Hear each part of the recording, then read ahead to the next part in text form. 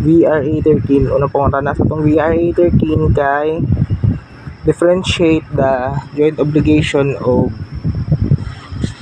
solidarity obligation. There is a joint obligation kay grupo na siya sa mga debtor na naisari-sariling utang o na sila isari-sariling responsibilidad dito sa isa ka creditor. So kapag naisa dito sa mga debtor wala naka-fulfill or kaya wala nakabayad kung sa may kautang nila dito sa creditor, katong creditor wala dili niya pwede singilon kung sa tong kakulungan sa isa dito nakauban sa mga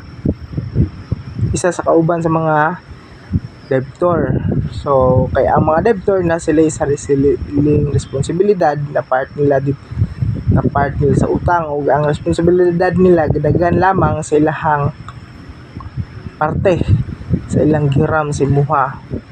So for example, si Ryan, si Russell, si Kurt o si Gusgus kay nanghuram sila og kwarta si Muha 400 daw kuno tanan, pero sa 400 silang upat magtunga sila tig 100 sila.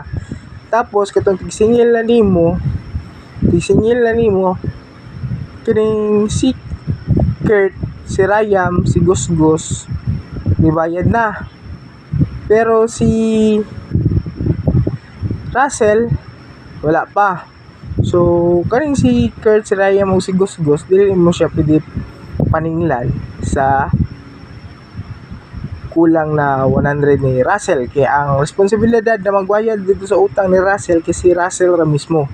So that's it's a joint obligation. So ikaduha is ang solidarity. Sa solidarity kani grupo ni sila sa debtor na nangutang as one o ang each one of them pwede nimo sila paninglan o ang kung nakabayad na ang isa sa ilaha sa buong utang nila, katong isa na nagbayad kato na siya ang naay responsibility or kaya nasiyaha kung singilon ba niya o dili ang iyahang mga kauban na nangutang dito sa imuha.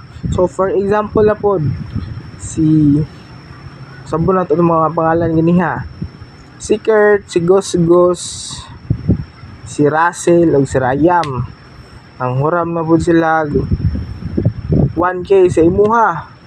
Tapos sabot nila kay nasa lay paliton ra or nasa lay buhaton sa kwarta, sabay sila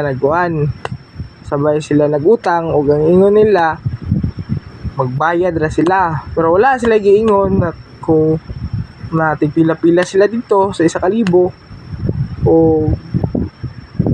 wala sila giingon kung kinsa ba magbayad sila hang upat sa kwarta. So ipabutang na lang nato na solidary na siya silang tanan ang mismo ang nagutang sa kwarta. So kani each one of them ila Kurt, Ryan, Gusgus o Russell pwede nimo singilon ng 1K sila ha, o katong kung isa dito sila ha magbayad butang natog si Russell na sad ang ibayad. Kapag nakabayad si Russell na bahala na maningil dito sa ubang kauban niya. So that's it, the solidarity. So kaduhang pangutan nata diri sa PRA 13 na to is what is the consequences of joint liability.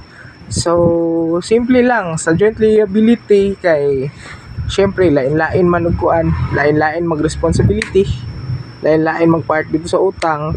Katong creditor pwede siya malugi o dili pwede siya malugi kay kung naisa dito dili maka-fulfill, pwede dili na niya makuha ang isa ka obligation or kaya daganan lang sa isa.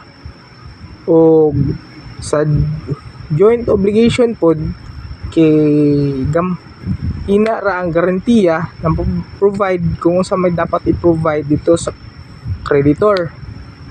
Kay syempre sa kadaghan dili mo maiwasan na basin na isa dra nga dili maka-fulfill sa obligation niya sa creditor. So that's it, the BRA 13.